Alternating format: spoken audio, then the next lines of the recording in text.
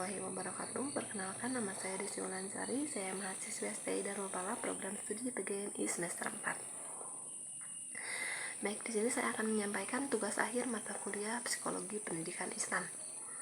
Nah, di sini saya akan membawakan satu video pembelajaran dengan tema bullying. Baik, di sini yang akan saya bahas adalah mengenai pengertian bullying, jenis-jenis bullying, terus faktor yang menyebabkan perilaku bullying, dampak dari perilaku bullying, dan bagaimana sih Islam memandang perilaku bullying ini. Nah, baik, yang pertama kita ke pengertian bullying. Nah, bullying ini merupakan bentuk penindasan atau kekerasan yang dilakukan secara sengaja oleh seseorang atau sekelompok orang yang lebih kuat dengan tujuan untuk menyakiti. Nah, jadi perilaku bullying ini merupakan segala bentuk kekerasan yang dilakukan oleh seseorang yang merasa dirinya lebih kuat kepada orang-orang yang dia kira atau dia anggap lebih lemah.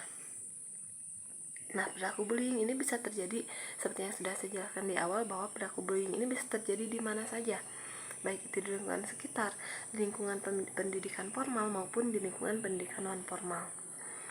Nah, yang selanjutnya adalah jenis-jenis bullying. Nah, jenis-jenis bullying ini terbagi ke dalam 4 jenis ya. Yang pertama ada bullying secara fisik.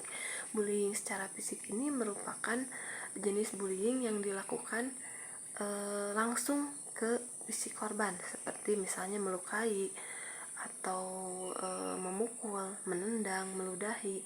Nah, selain ke fisiknya, bullying secara fisik ini juga dilakukan biasanya bisa terjadi kepada korbannya dengan merusak barang-barang milik korban, misalnya merusak peralatan sekolah, merobek buku, melempar tas, dan lain sebagainya.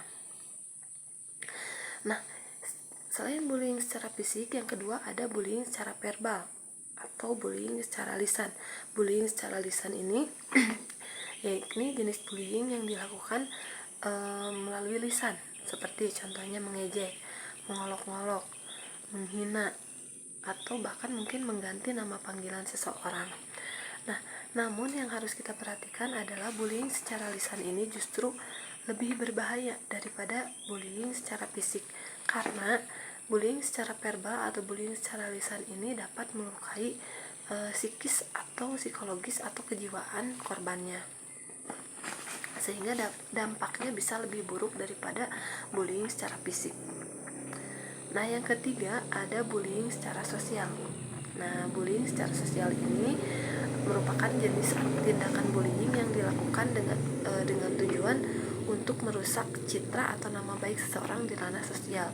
Nah, bullying secara sosial ini biasanya dilakukan dengan cara mengucilkan seseorang atau mungkin menyebarkan gosip tentang seseorang, sehingga dapat merusak citra atau nama baik orang tersebut. Yang keempat, di sini ada cyberbullying. Nah, cyberbullying ini merupakan jenis bullying yang biasa terjadi atau melalui jaringan internet ya, seperti di media sosial, game online, atau di platform lain yang memang menyediakan kolom interaksi pada platform tersebut. Nah, tindakan bullying ini biasanya dipicu atau ada faktor-faktor pemicunya. Nah, di sini ada faktor-faktor pemicu atau faktor-faktor yang menyebabkan seseorang melakukan tindakan bullying, yaitu yang pertama, melihat orang tua yang sering bertengkar. Nah, orang atau anak yang sering melihat orang tuanya bertengkar cenderung sering dia melakukan tindakan bullying. Yang kedua, pola asuh orang tua yang tidak sehat. Seperti yang kita ketahui bahwa pola asuh atau parenting ini memiliki peran yang sangat penting dalam pembentukan karakter anak. Yang ketiga, pernah menjadi korban bullying. Yang keempat, memiliki rasa percaya diri yang rendah. Yang kelima, sulit dalam berkonsentrasi, sulit dalam bersosialisasi. Ya, yang keenam, cemburu kepada orang lain. Yang ketujuh, ingin diterima di lingkungan. Yang kedelapan, pengaruh dari orang-orang sekitar untuk ikut melakukan tindakan bullying atau misalnya ikut-ikutan dengan orang lain. Ya, yang kesembilan, melampiaskan amarah atau balas dendam. Yang ke-10, ingin mendominasi orang lain atau dia ingin berkuasa. Misalnya di kelas dia ingin berkuasa terhadap teman-temannya yang lain. Dan yang terakhir, tidak bisa mengontrol atau tidak bisa mengontrol emosi. Nah, yang selanjutnya adalah dampak dari perilaku bullying. Nah, seperti yang kita ketahui bahwa perilaku bullying ini dapat memberikan dampak yang sangat buruk terhadap korbannya. Nah, di antara dampak bullying, yang pertama adalah rentan merasakan emosi. Yang kedua, sulit untuk berkonsentrasi. Yang ketiga, tidak percaya diri karena dia sering dibully atau sering diolok-olok atau mungkin sering diejek, dihina oleh teman-temannya sehingga dia kehilangan rasa percaya dirinya. Yang keempat, mengenai masalah fisik. Biasanya masalah fisik ini disebabkan oleh tindakan bullying secara fisik, misalnya dilukai, dilecehkan, dan lain sebagainya. Yang kelima, menarik diri dari lingkungan. Nah, menarik diri dari lingkungan karena mungkin si korban ini biasanya kehilangan rasa percaya dirinya karena sering diejek atau diolok-olok oleh teman-temannya yang lain. Yang keenam, sulit membentuk hubungan. Nah, sulit membentuk hubungan ini masih berkaitan erat dengan kehilangan rasa percaya dirinya. Dan yang terakhir, rentan mengalami gangguan kejiwaan. Nah, gangguan kejiwaan ini merupakan dampak bullying yang paling parah sebetulnya ya, karena dan biasanya gangguan kejiwaan ini disebabkan oleh tindakan-tindakan bullying secara verbal atau secara lisan.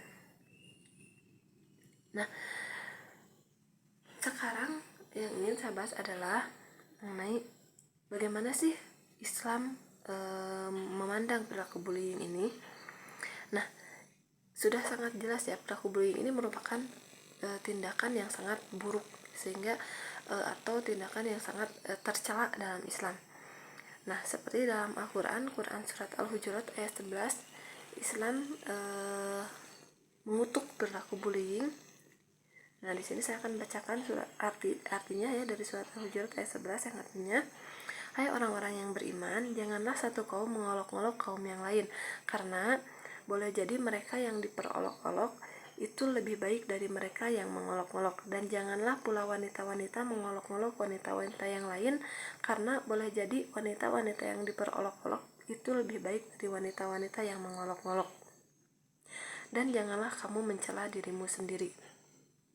Nah, dari ayat ini sudah sangat jelas ya bahwa Islam sangat melarang keras atau sangat mengutuk perilaku bullying.